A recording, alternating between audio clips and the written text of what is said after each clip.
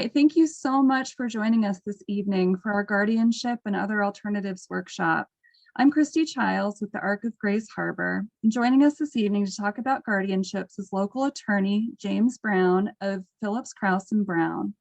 Mr. Brown is the managing senior partner at Phillips Krause and Brown. His elder law practice includes estate planning, Medicaid planning and qualification, preparation of wills and trusts, including special needs trusts, durable power of attorney and other documents, probate guardianship, and litigation in those areas.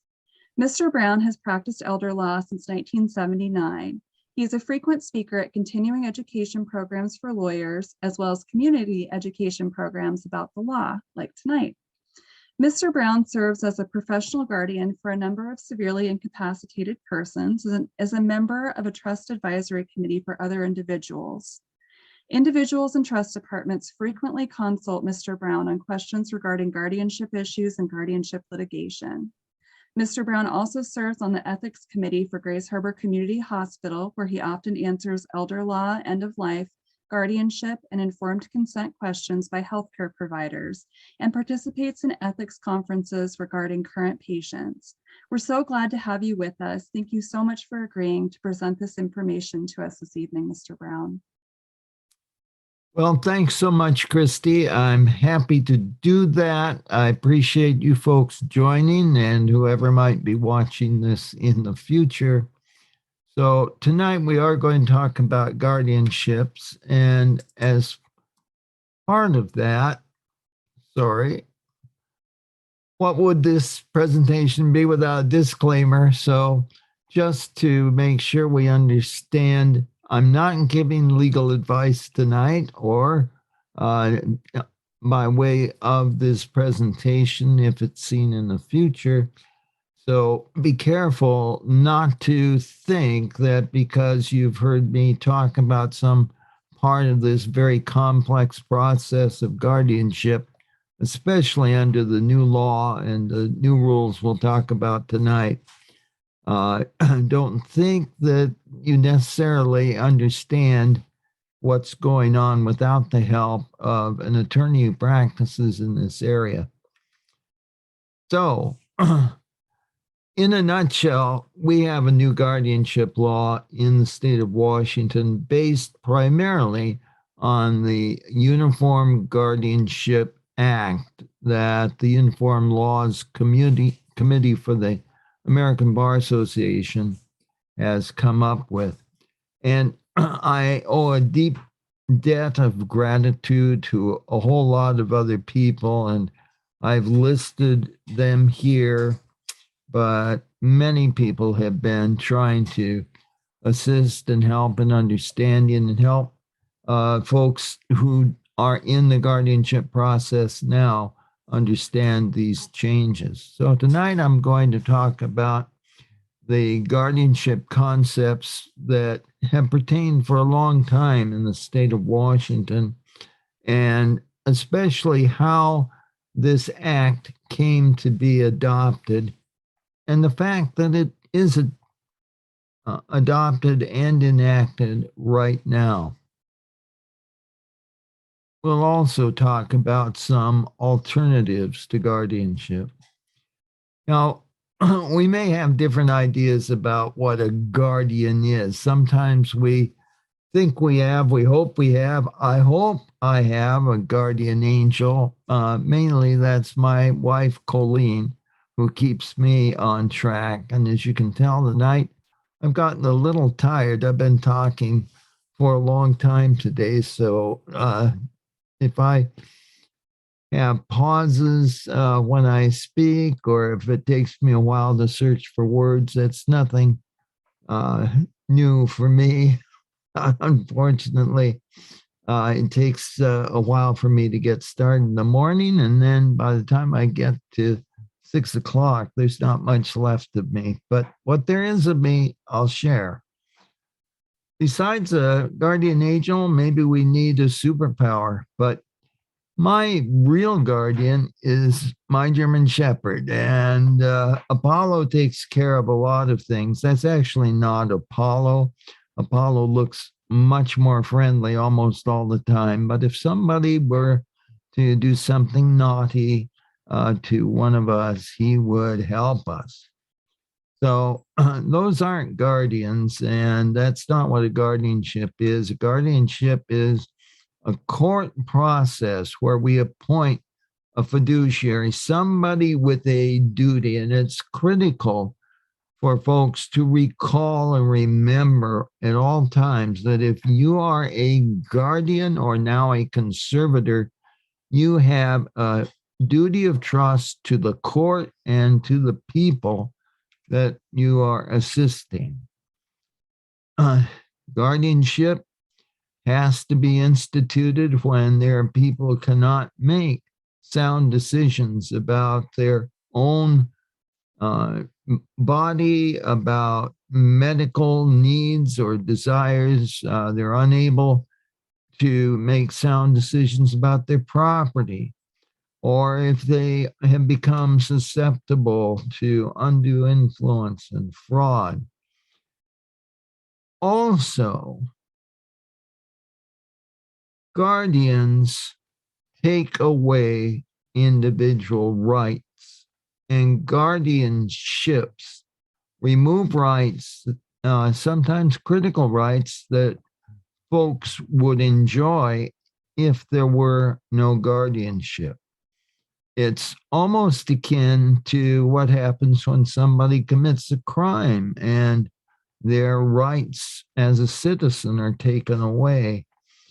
So it's really important that when we're considering a guardianship, that we also try to make it the least restrictive guardianship and explore alternatives.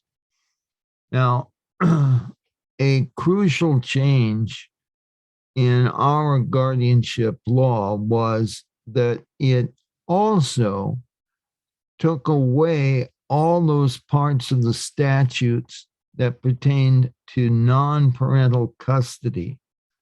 So that used to be part of the domestic relations law, and that no longer exists. And we're going to talk just a little bit about that later.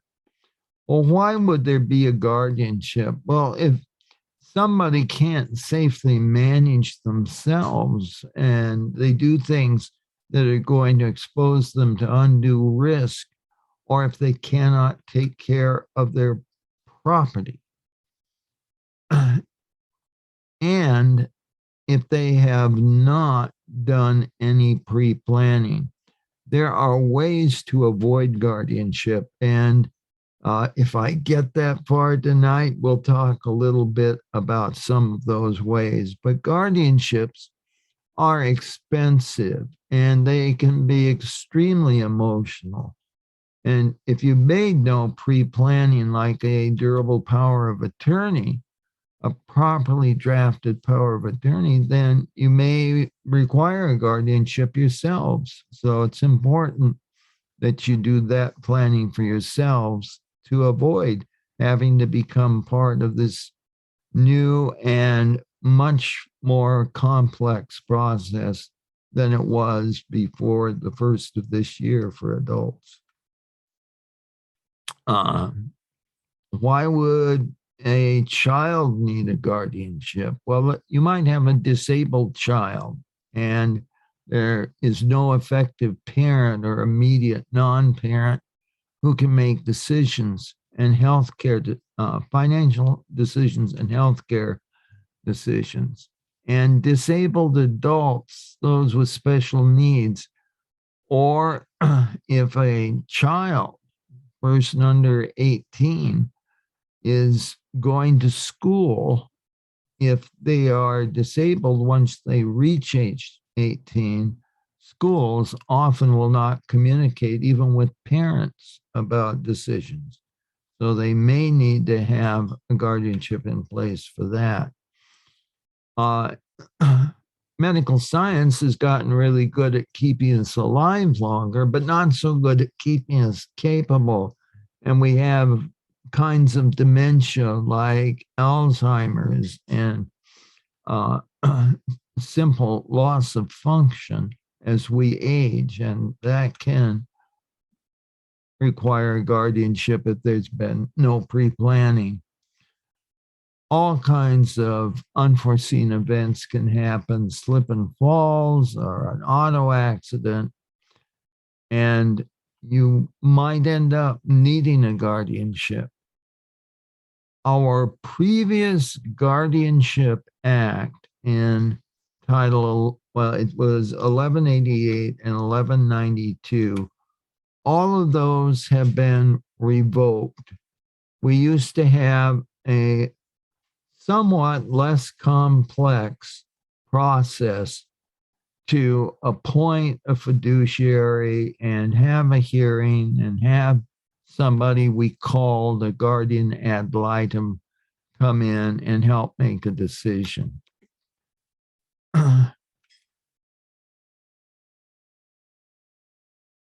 And it just there are all kinds of reasons that you may need a guardianship, and I probably should have eliminated that slide. But here's where we used to be. And these may be the words that you think of when you think of a guardianship. The person who was asking the court to be appointed guardian or to have someone appointed guardian is the petitioner. That's perhaps the one thing that remains the same. But under the old law, we called the person who might need a guardianship the alleged incapacitated person, which is a lot better than an incompetent, which was what we used to do in the old days.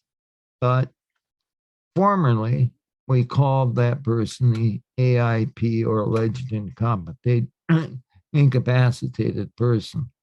Almost said incompetent person. Like somebody's going to have to slap my wrist on that. And then once the guardianship was in place, we called that person the incapacitated person. And we don't do that anymore. Under the old law and the new law, the proposed guardian could be a certified professional guardian or a lay guardian or another fiduciary. But in order to help the court determine whether guardianship should be granted, the court would always appoint a guardian ad litem. Now, this was a person who was an investigator who went out, found the facts, talked to the alleged incapacitated person, and the guardianship was started after a report from the guardian ad litem. Now, I want to contrast that with what the process used to be, which was there was a filing, this person then called a guardian ad litem was appointed and obtained a medical or psychological report, made the report, the court had a hearing, and the court would enter its order.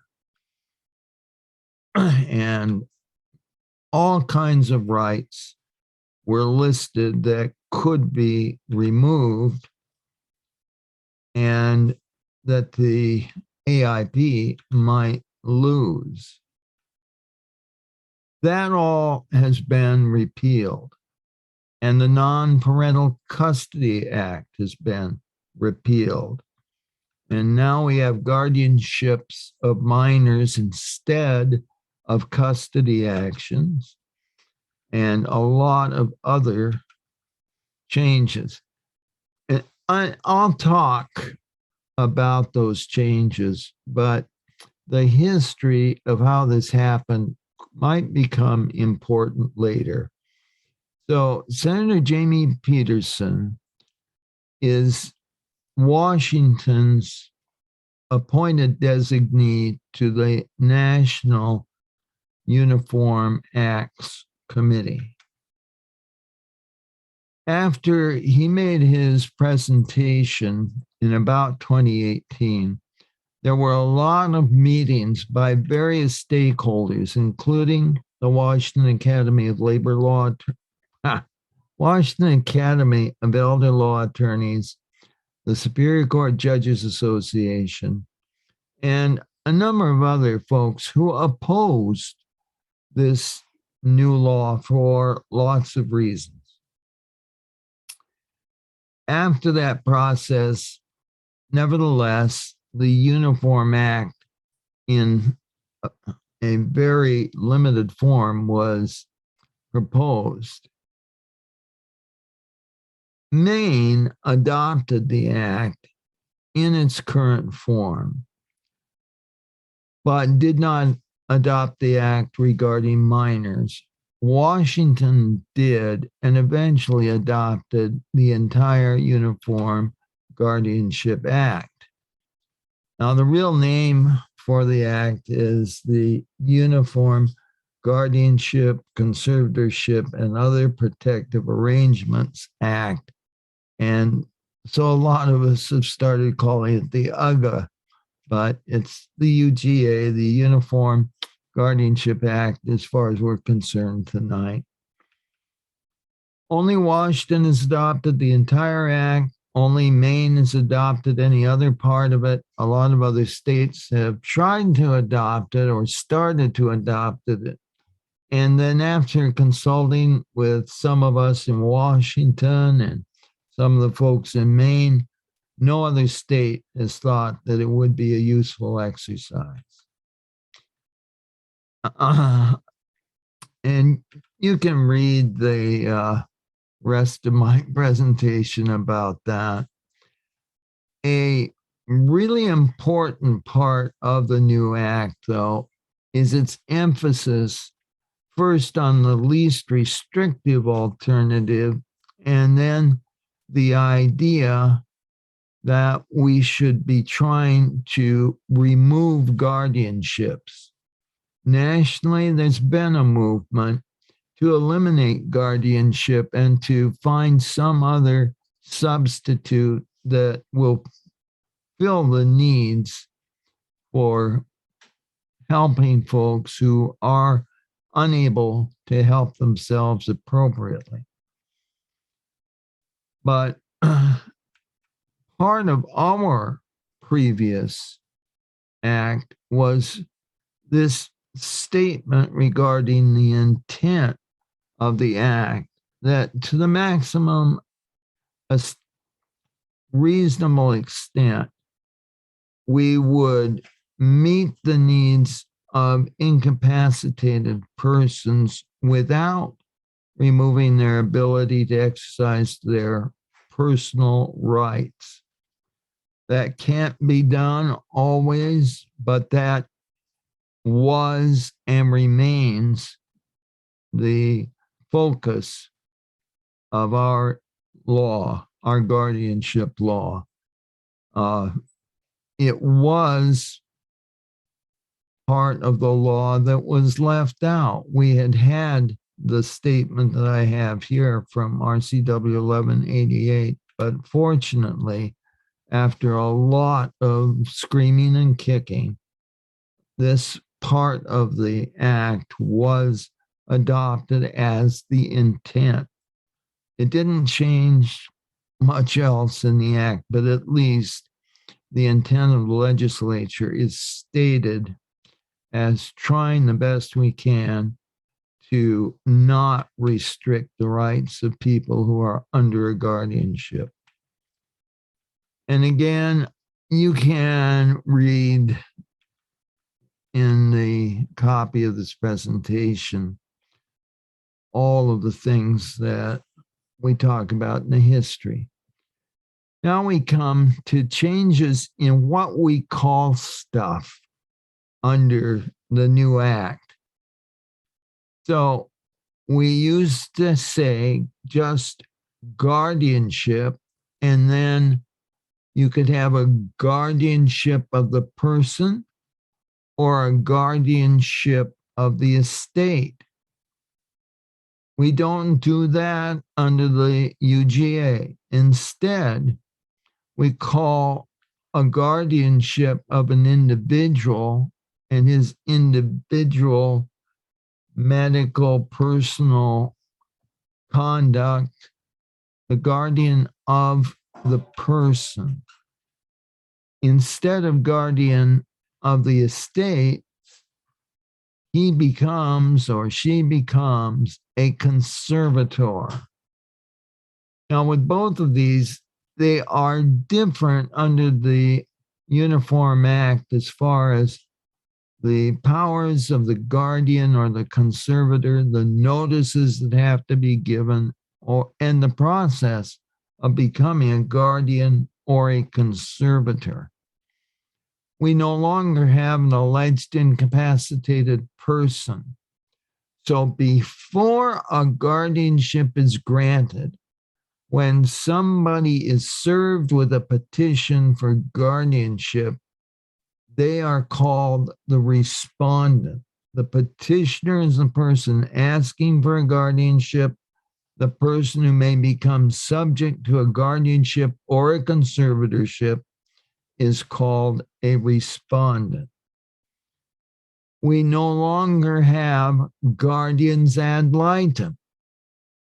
Instead, there is a person appointed by the court to talk to the respondent, to gather other information, advise the respondent of their rights and the rights that might be lost, and if appropriate, get a medical or psychological report. That person is now called a court visitor. They are not exactly the same as the old guardian ad litem. They are similar.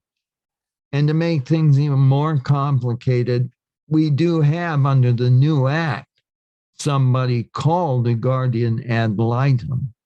But that is a person that would only be appointed by the court, especially after guardianship has been granted and there's some controversy or something that needs to be addressed, and the court needs someone to go out and address that.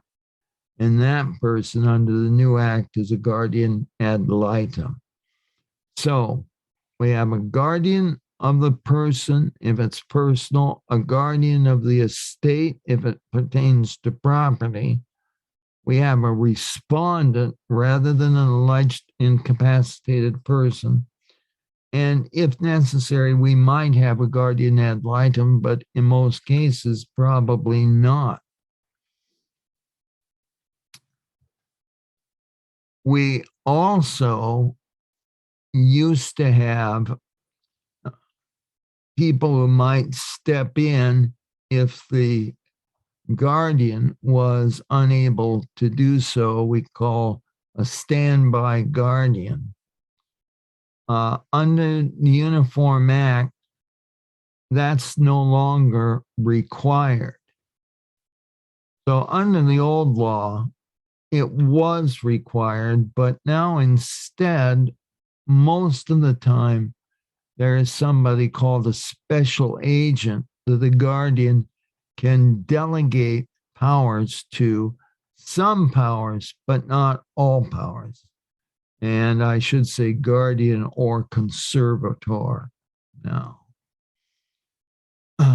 There is also a provision for a temporary substitute guardian or conservator.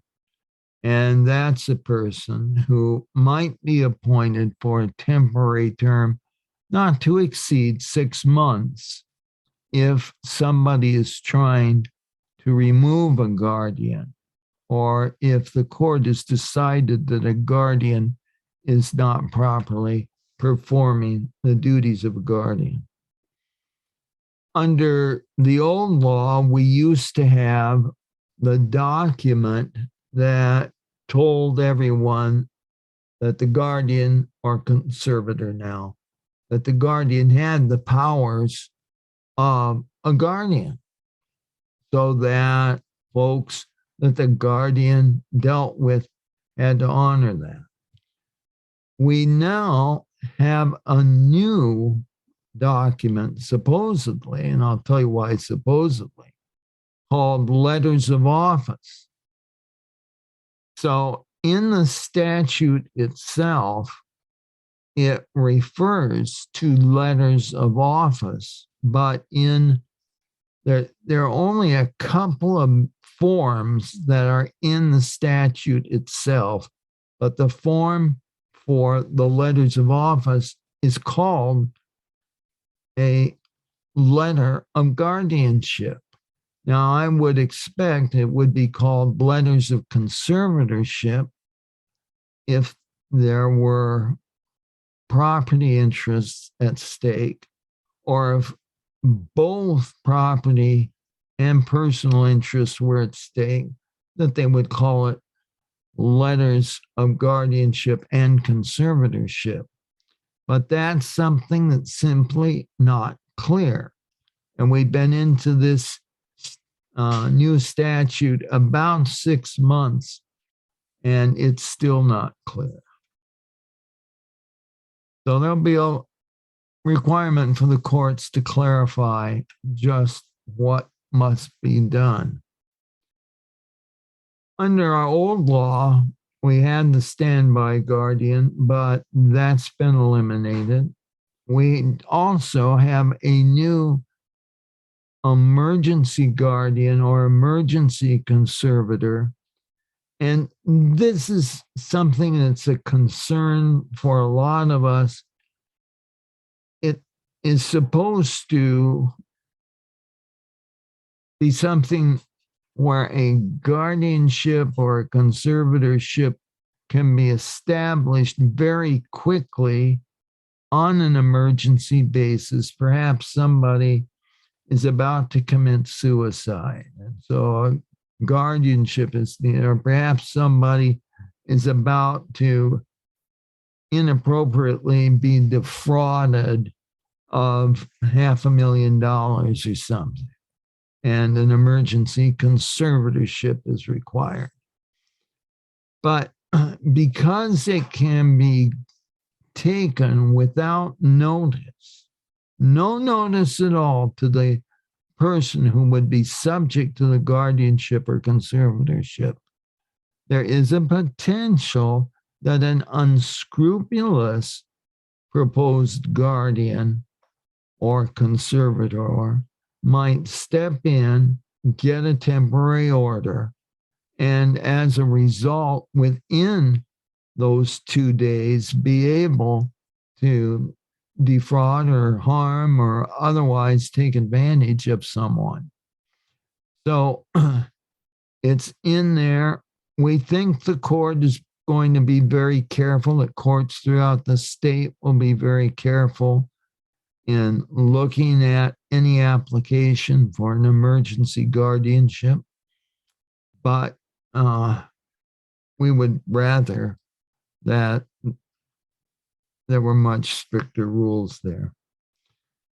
Courts are required to provide counsel to indigent respondents, to the people who are subject to the guardianship, but the state hasn't been really good about providing funds for such counsel.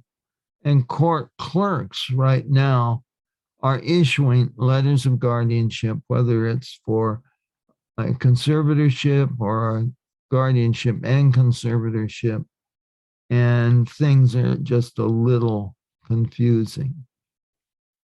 On top of that, we have changed the decision-making standard for guardianships. What standard, if I'm a guardian, am I supposed to use? And it used to be the best interest standard. But it's no longer the primary basis for making decisions. Rather, we're supposed to use the substituted judgment. In other words, try to make the decision that the person subject to the guardianship or conservatorship would make themselves under the same circumstances. If we are unable as a guardian or conservator to really make a substituted judgment decision, then we can turn to the best interests of the individual. However, now we have to demonstrate that we have taken into consideration information that a reasonable person would get from some other professional, a lawyer, an accountant, a scientist, a medical individual, or other information that any reasonable person would be expected to consider and take into consideration all other factors that a reasonable person would consider. So we start now trying to find out what the person subject to the guardianship would do if they could. And then if we can't do that, the best interest standard applies, but very carefully coached in this idea of looking to other people and other sources of information that the person subject to the guardianship would turn to. There are new reporting requirements for guardians. There have always been reports that guardians were supposed to make on either an annual or sometimes a triannual every 3 years, but mostly every year. And now guardians must have a plan in place. And we used to have a plan, but the new plans must provide for how we're going to try to restore the rights of the person who is subject to the guardianship, how we're going to get rid of the guardianship if possible. And then we now have to include an accounting for all funds. We always have to provide for what's happened with the funds of the person subject to a guardianship. But now it must also address supported decision-making through technology. So the new law looks to technology in many areas and demands that we consider, that guardians and conservators consider what technology may be available and how that can be used and how you used it as a guardian in trying to help the individual subject to the guardianship. In looking at this,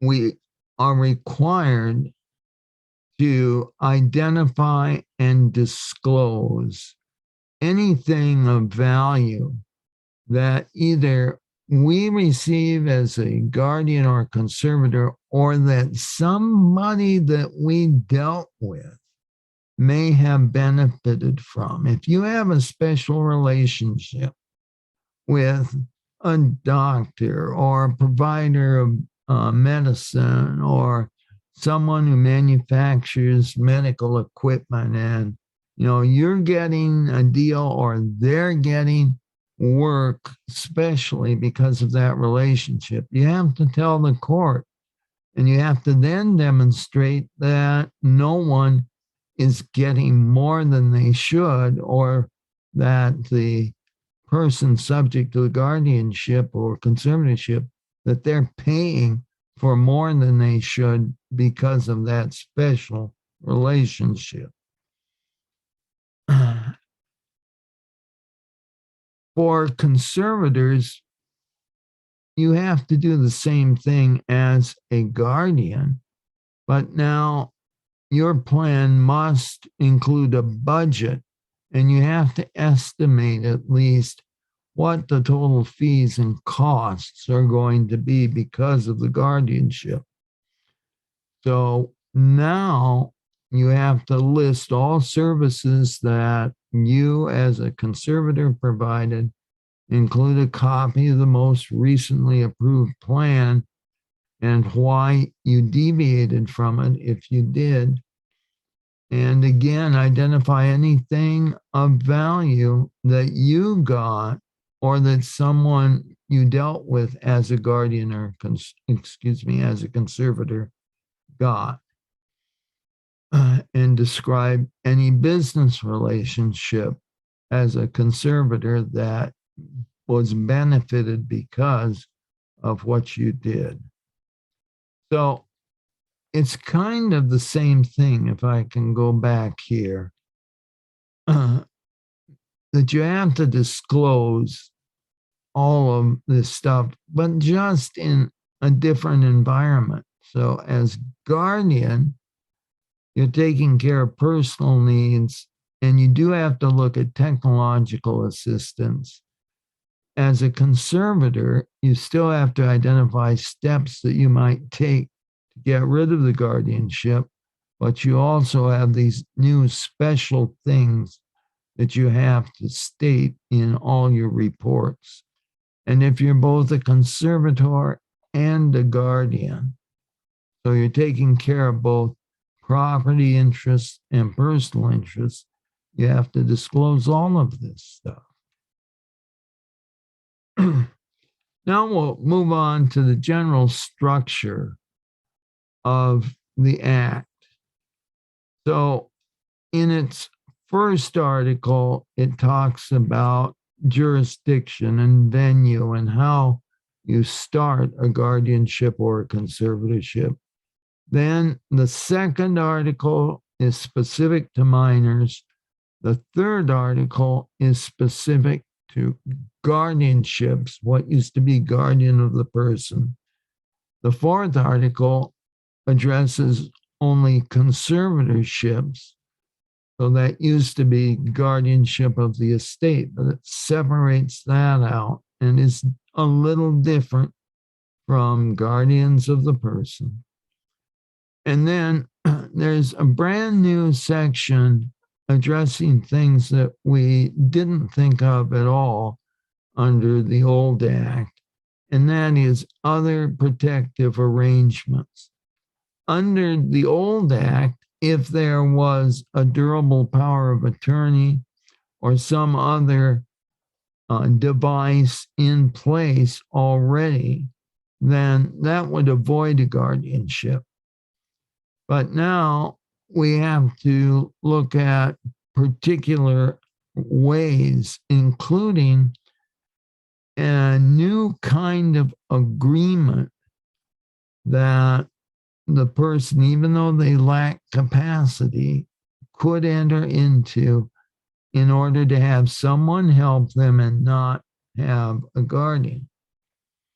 Then Article 6 talks about forms, and we had some folks that did a whole lot of work and got forms in place, and they are online, and there is a link here and will be available in the copy of the slides.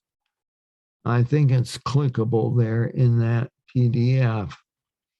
But a warning, not everything is covered in the forms. You need to be very careful. And there's a specific example I'll go through in a little while. And then Article 7 is in regard to professional guardians. And that's something that Washington just added on from other places. It's unique to Washington and would not apply under the usual, I guess I can call it the usual Uniform Guardianship Act, but as I said, only Maine and Washington have adopted any parts of it.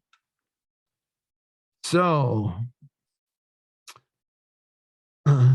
let's talk about helping little people, minors, kids under 18. Most of them are not going to be little tiny kids, but this act became effective earlier than the Adults Act. So guardianships of minors became effective in January of 2021. So they've had a year to work with this and figure out some of the problem areas.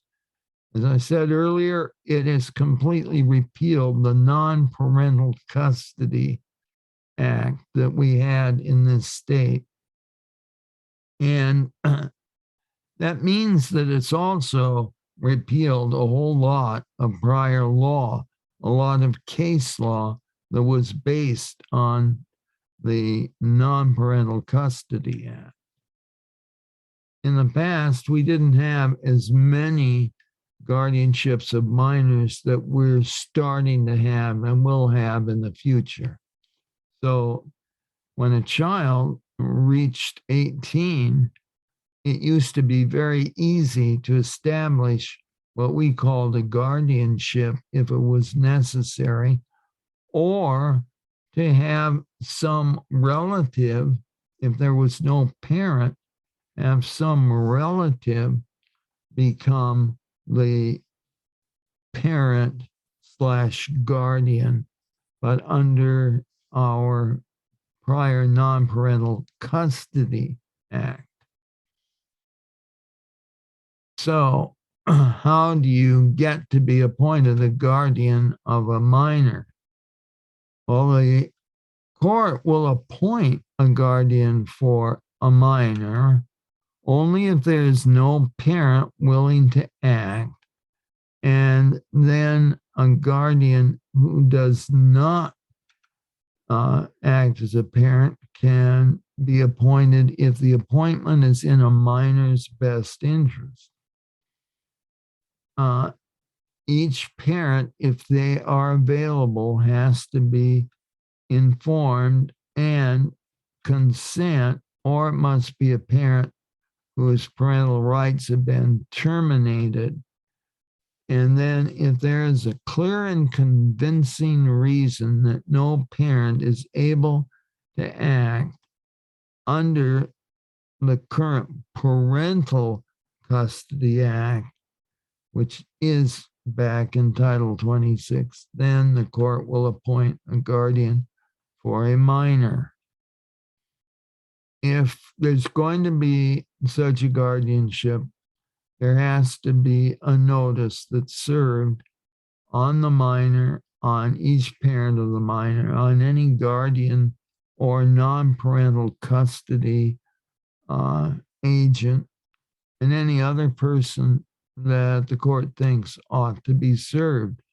The court can waive that notice for good cause, which includes that if you gave notice, for example, to a parent whose rights have been terminated, but they've been really nasty and doing the things that unfortunately some parents do, then the court might say, no, you don't have to give the notice to such a person.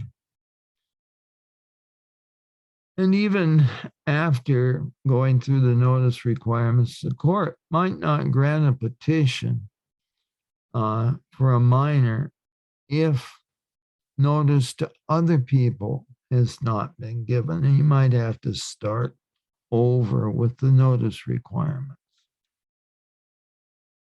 Now, here's one of the real problem areas. First, the court is not required, but may appoint an attorney to represent a person as a subject of a proceeding if it's requested by the minor or recommended by, it's not, I don't think it says guardian ad litem anymore. I may have an error there. Or the court determines the minor needs representation, but the court has to appoint an attorney for a parent of a minor. So imagine a situation where two parents are in conflict and both of them have said that the other parent is horrible, but the parents appear in the proceedings and the parents are indigent or one parent is indigent and a parent objects to the appointment or the court determines that counsel would really be required to make sure that there is informed consent, or the court determines a parent needs representation for some reason. But here's the big but. Will the court appoint a lawyer, even if the court thinks there really ought to be a lawyer? And note how much emphasis is put on protecting the rights of a parent, even if there have been proceedings against that parent. But so little, it's not necessary in every case to have a lawyer for the minor themselves. So will the court appoint a lawyer? Well, in Grays Harbor, and I know this was the situation in other counties, we actually had the court write that they knew that the new Guardianship Act was in place and that it said that you had to have an attorney for the parents for children under certain circumstances. And then it came to this conclusion: the legislature has not included any funding for the court to do this. And if the legislature does not correct the funding problem, we won't appoint anyone to represent parents or children in guardianships of minors. Now, the state did act and did provide some funds, but this is something that's up in the air all the time. So even though you're taking away rights of a parent or rights of a child, if a lawyer is required and everybody's indigent, it might not be that their rights will really be protected. There might not be a lawyer, even though the statute says they must have a lawyer. So we'll see how this goes. Well, that was guardianships of minors. So let's move on. See how clever this is. Let's move on. You all are over on that side. I'm sorry if I look over to you once in a while, but I just thought that was cute. So the basis for a guardianship, what used to be the guardian of the person, is that the person who is going to be the subject, who's the respondent, they must lack the ability to meet some essential requirements for their physical health, their safety, or self-care, either because they're unable to receive and evaluate appropriate information or communicate their decisions, or that there's no supported decision-making in place, and their appointment is necessary to prevent a significant risk of harm, and the respondent's identified needs. So those needs have to be identified specifically in the petition, and that they cannot be met by some other protective arrangement instead of a guardianship. So that's the basis for what used to be the guardianship of a person. Now, the conservatorship of a person, which we used to call guardianship of the estate, is instituted when an adult is unable to receive or evaluate information or communicate their decisions. And note this: even with the use of a appropriate supportive services and technological assistance. So we are requiring the petitioner to try to use appropriate technological assistance, find some way to get that. And if they cannot, and if they're unable to make their own decisions regarding property, then a conservator will be appointed if it's necessary to avoid harm to the property or to provide funds or other property needed for support and care of the adult. And the adult's identified needs cannot be met by the so-called protective arrangement. So they don't have a durable power of attorney. They don't have one of these new arrangements in place to protect their property instead of a conservatorship. And there isn't any other less restrictive alternative available, then you can have a conservatorship of the estate. Now, here's some new people. We talked about standby guardians. That something used to apply to adults as well, but that's gone. Instead, we can have a special agent who is appointed by the court when there is a conservatorship or somebody is needed to assist in implementing some other way of avoiding a guardianship, some other protective arrangement.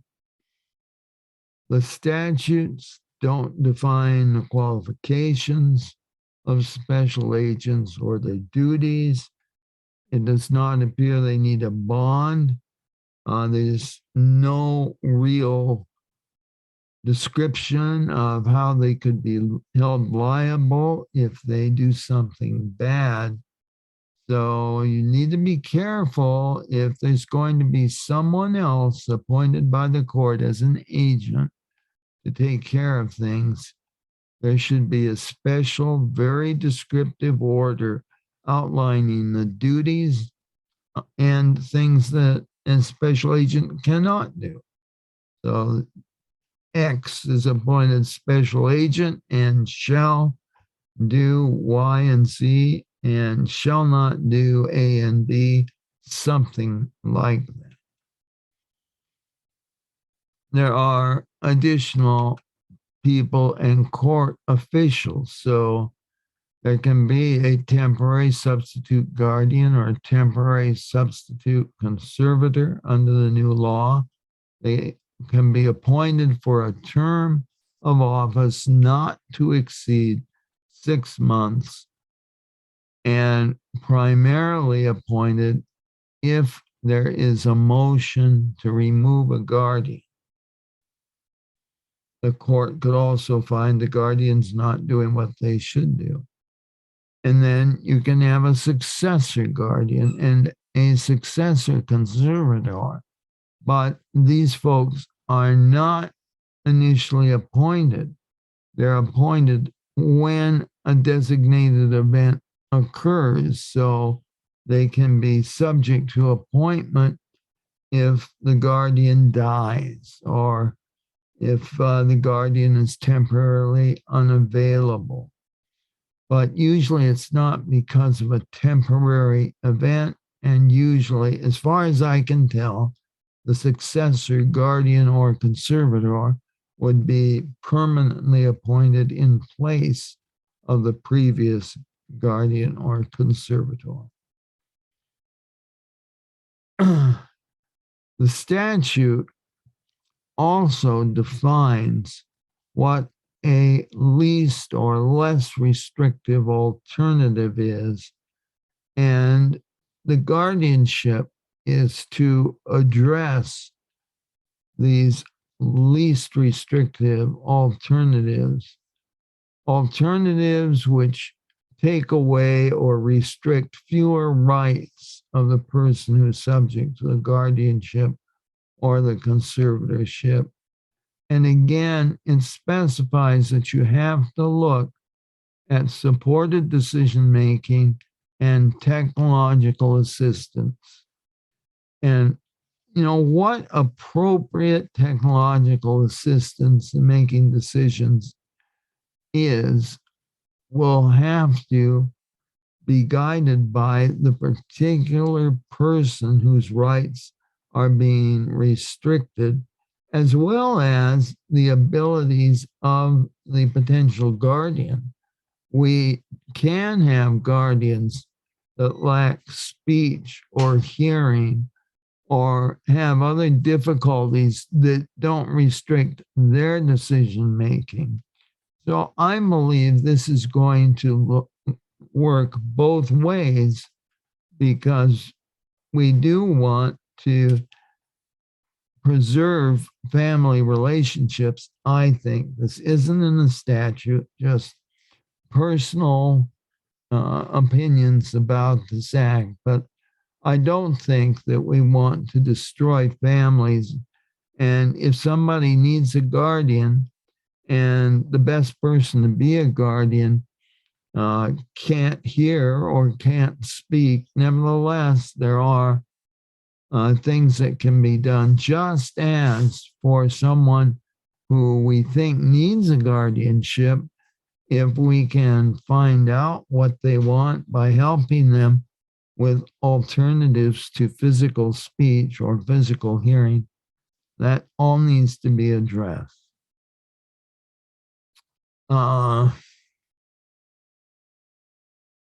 Appropriate technological assistance is all through the Act. Now, what is some other protective arrangement? Well, after a petition has been filed, the court can enter an order for some other situation, something less than a guardianship. Maybe the court thinks that a durable power of attorney would be appropriate for either finances or health care or both. Now, normally, if a person does not have the capacity to understand a durable power of attorney, a power of attorney would not be available. Maybe that's different under the Act. We haven't seen a case yet, at least I haven't, where someone has gone into court and tried to get an incapacitated person to sign a power of attorney under a court order or have the court develop one on its own motion.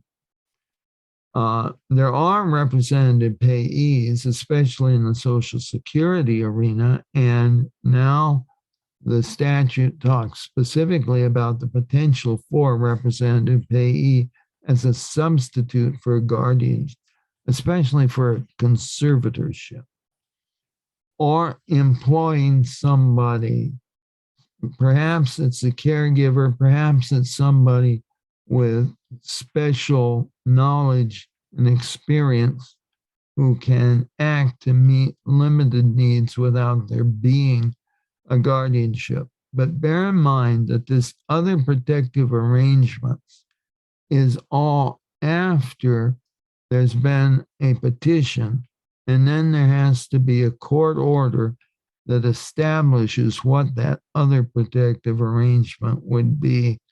And most likely, even though it isn't a guardianship, there would be some kind of reporting requirement back to the court. What must be included in an order of guardianship? And I'm going to stop briefly. Christy, how much time do I have? Until 7:30? Yes, till 7:30. It's 7:02 right now. Yeah, I'm not making as much progress as I would like, but I will make sure that I leave time for questions at the end. So what has to be included in an order? Well, usually under the old law, we would have findings of fact and conclusions of law and an order. And sometimes they were all in one document. Sometimes there would be an order and a separate document called findings of fact and conclusions of law. There's a recent case, it is unpublished, which means that lawyers can refer to it, but must tell the court that it's unpublished. And I think part of the reason it's unpublished is it came down just after the beginning of this year. But it referred to previous decisions. And in that case, it's the Foster case. And if someone wants to have a copy of the case, I can provide it. But the guts of the case, if you will, are that the person they were seeking guardianship of under the old law said, you know, those people who were trying to get guardianship of me failed to file written findings of fact telling the court why there ought to be a guardianship and why they should be the guardians. And it was Providence Hospital, and Providence replied that, well, it's all in the court reporting, and the judge said why there should be a guardianship, and, you know, it's in the transcript, and look here and look there. And when you take that all together, well, that must satisfy the requirement for findings. And the court said, no, Providence, we agree with Foster. You must have specific findings of fact and conclusions of law. And when you look at the new statute, it's even more pervasive throughout the entire article, chapter 11, 130. But just one area here is that you must have a specific finding by clear and convincing evidence that the respondent's needs cannot be met by a protective arrangement or less restrictive alternative, and so on.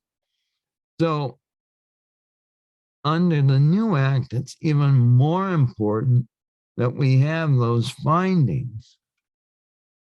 And that was the practice before, and I believe it will remain the practice in the future. But here's one area where you must be very careful about the forms. And I'm very grateful to the people that came up with the forms.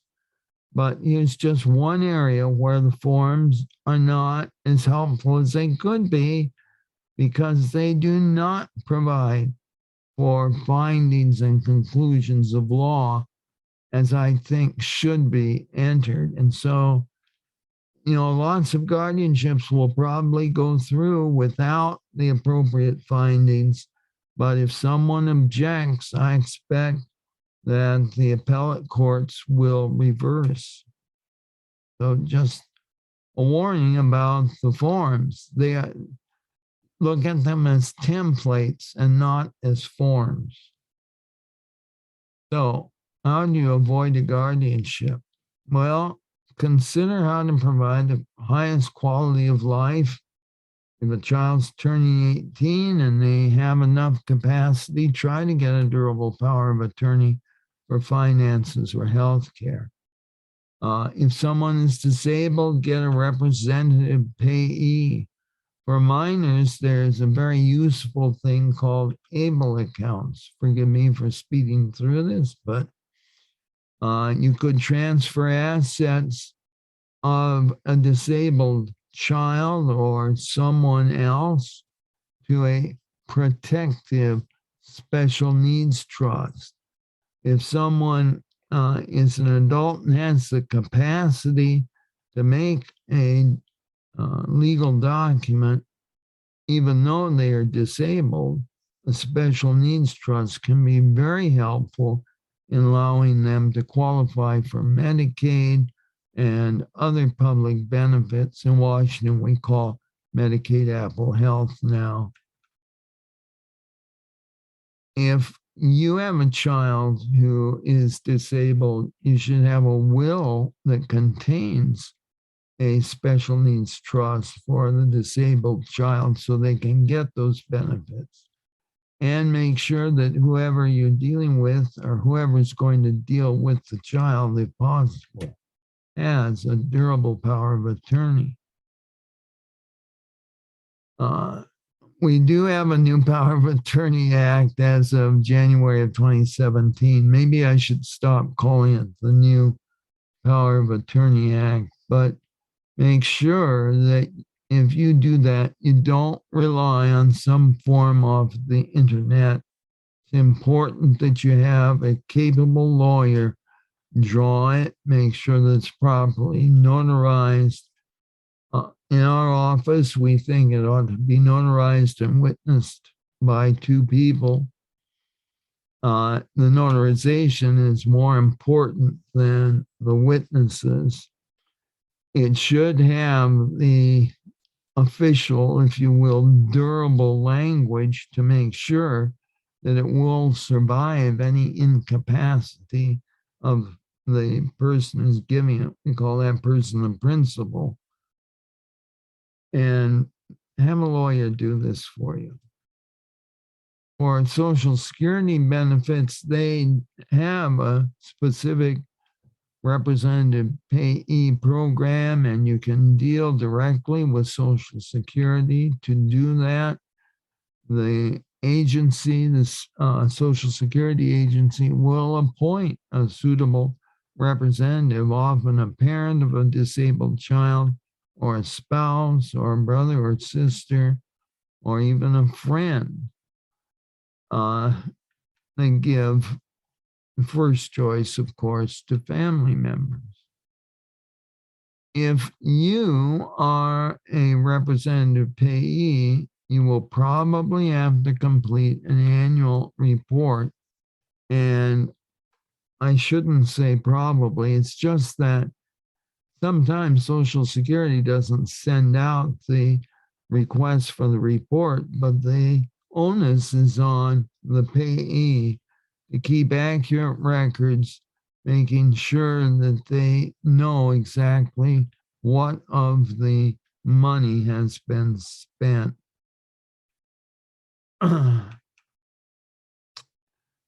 And more recently, Washington has established its own ABLE account.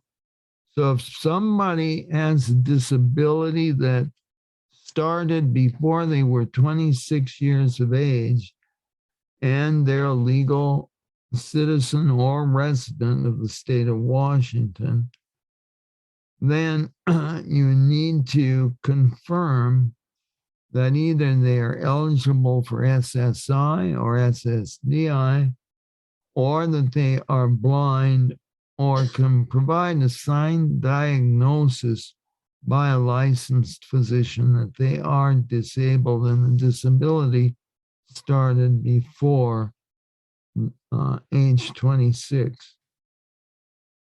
The age requirement is up for grabs right now, and people are talking about extending that. A lot of folks would like to have it extended to age 40 or even age 65 because it's such a great vehicle that can be used for everyday expenses. And that includes education, transportation, employment, and so on, without having to have a complex trust. The limit right now is $100,000, and that can provide a lot of services for a disabled individual. Then there are special needs trusts. These are trusts where the money that's in them will not be counted as an available asset and so can preserve eligibility for SSI and Apple Health and a lot of other public benefit programs. It can allow a parent or some other person to help provide the highest quality of life by using such a trust. There are many different kinds of special needs trusts. It's a confusing area. In fact, this is an area that the federal courts have called a Serbonian bog. The Serbonian bog was this place where you went up over mountains and looked down, and here was what looked like a plain where you could come in and conquer Egypt. And everybody thought, oh, Egypt is so vulnerable. And then it turned out that this was really a bog. Plants and trees were growing on it. And it was said that whole armies have been lost in the Serbonian bog. Well, so special needs and Medicaid planning is a Serbonian bog, but you can use a special needs trust. It can be a testamentary special needs trust. It can be a spousal sole benefit special needs trust. It can even be a trust that a person uses their own assets if they're under 65 and disabled, and you can have them sign a special needs trust, although it has many special requirements. And it's called a D4A trust when it's done by the person themselves for their own benefit, because it's found in Title 42, Section 1396P D4A. So, but you don't have to remember all of that. It's a D4A trust. It is complicated. Only a specialist in this area of law should think about drafting that.